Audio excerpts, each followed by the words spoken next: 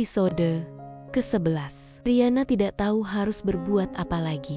Kakak perempuannya yang selalu dianggapnya keluarga dan sahabat tega mengkhianatinya. Senyum pahit menyertai setiap langkahnya menuju rumah yang selama 5 tahun terakhir diam-diam menyaksikan perjuangannya. Ia telah berusaha menjadi istri yang sempurna, meskipun pengorbanannya jarang dihargai. Riana, kau terlalu bodoh mempercayai kakakmu begitu saja tanpa curiga. Bahkan jika ada kecurigaan, kau selalu menutupinya. Kau sangat bodoh, Riana, gumamnya, mengutuk dirinya sendiri. Ia bersumpah bahwa rasa sakit yang baru saja diterima Riana lebih besar daripada rasa sakit yang dirasakannya ketika mengetahui Septian menyukai kakak perempuannya. Jadi wajar jika ia begitu terpukul. Riana ingin menenangkan diri dan mengambil sikap ketika bertemu kakak perempuannya nanti.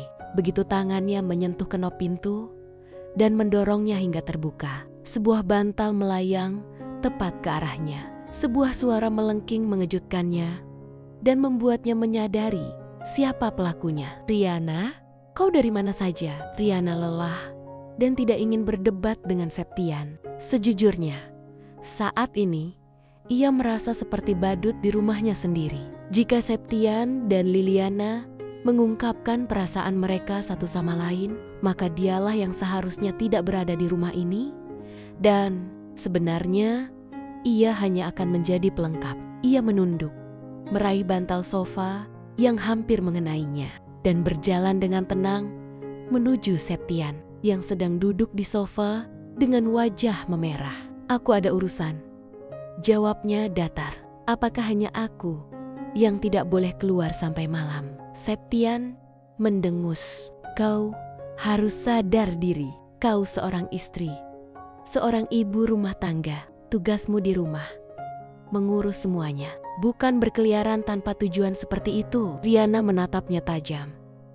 Dadanya terasa sesak. Mengapa kata-katamu terdengar seperti kau menganggapku hanya seorang pembantu di rumah ini? Pernyataan itu membuat Septian terdiam.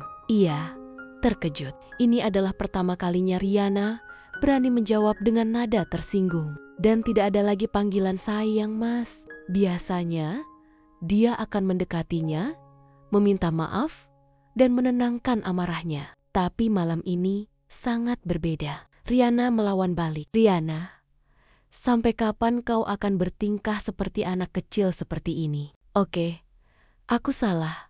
Jadi aku minta maaf, kata Septian akhirnya, mencoba menenangkan emosi istrinya. Bagaimanapun, dia tahu dia masih membutuhkan Riana. Riana mendengus pelan.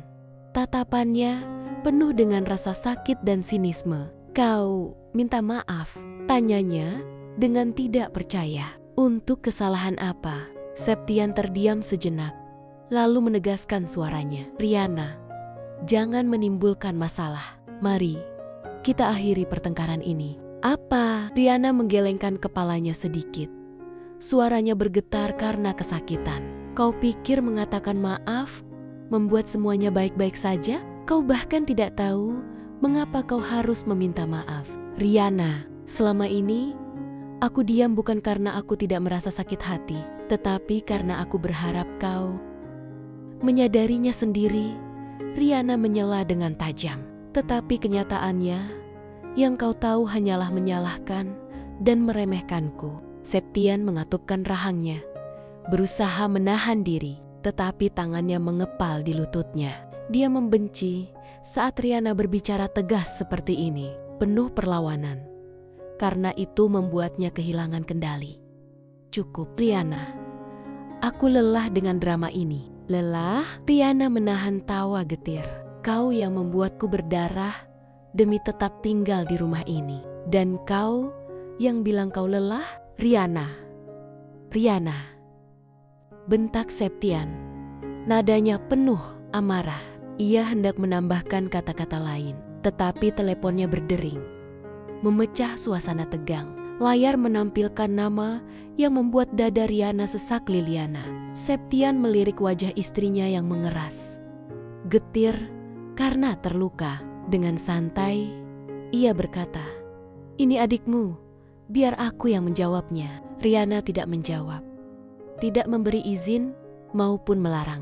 Namun, tanpa menunggu reaksinya, Septian segera menekan tombol hijau. Seketika, nadanya berubah, lembut, hangat, bahkan terdengar penuh perhatian. Sangat kontras dengan bagaimana ia memperlakukan Riana selama 5 tahun pernikahan mereka. Dada Riana terasa sesak. Ia menatap suaminya, yang kini berbicara dengan senyum tipis, seolah melupakan kehadirannya di ruangan itu.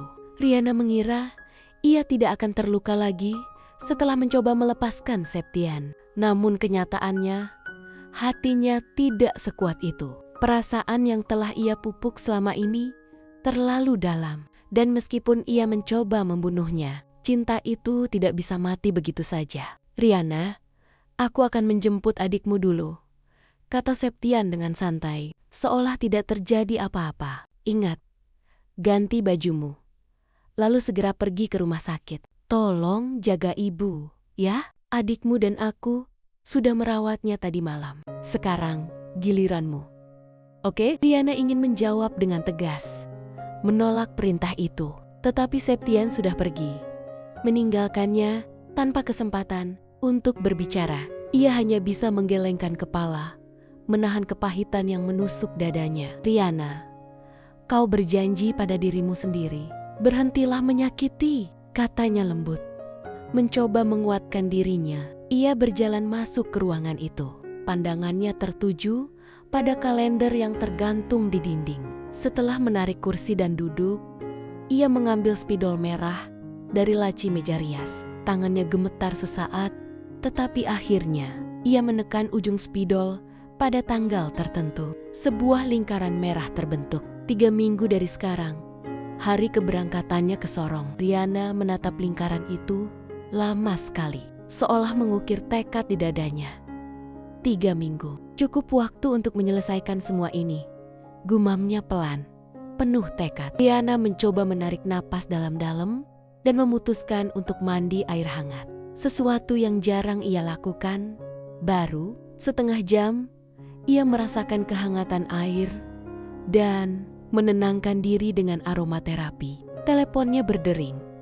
Nama di layar membuat jantungnya berdebar rahayu. Di masa lalu, setiap kali ibu mertuanya menelepon, meskipun sedang sibuk, Riana akan segera menjawab. Selalu ada rasa takut bahwa bahkan satu sikapnya pun akan mengecewakan ibu mertuanya. Tapi kali ini, ia mencoba untuk tidak mempedulikannya.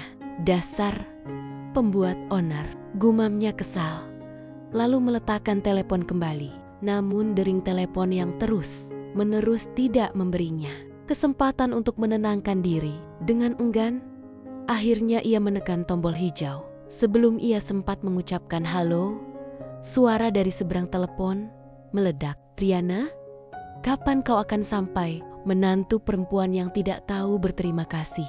"Sampai di mana?" Riana mengerutkan kening. Nadanya datar.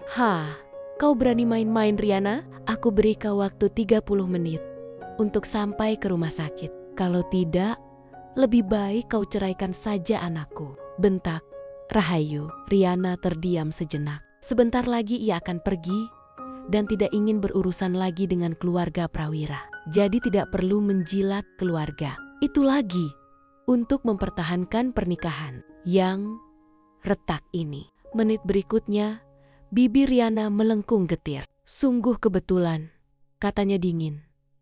"Anakmu sudah menceraikanku secara sah. Jika kau butuh pembantu gratis, coba pergi ke panti jompo. Ada banyak yang siap melayani orang tua sepertimu." Ada keheningan sesaat di seberang sana. Kemudian suara Rahayu meledak lebih keras lagi. "Dasar perempuan kurang ajar. Tunggu saja, aku akan melaporkan perilakumu ke Septian, sehingga kau juga bisa diceraikan di pengadilan. Sungguh kebetulan. Itulah yang kuharapkan. Jadi, Nyonya Rahayu, bisakah Anda membantu saya?" jawab Riana. Nada dinginnya membuat darah Rahayu membeku. Di seberang sana, Rahayu terdiam. Ia terengah-engah. Tangannya menekan dadanya yang mulai terasa sesak. Namun sebelum Riana sempat mengakhiri panggilan, suara pintu yang terbuka keras mengejutkannya, menyebabkan ponselnya jatuh ke air. "Riana, berani-beraninya kau bersambung. Terima kasih sudah menonton videonya sampai selesai. Kalau kalian suka sama videonya, jangan lupa tekan tombol subscribe-nya ya. Terima kasih. Sampai jumpa di episode berikutnya."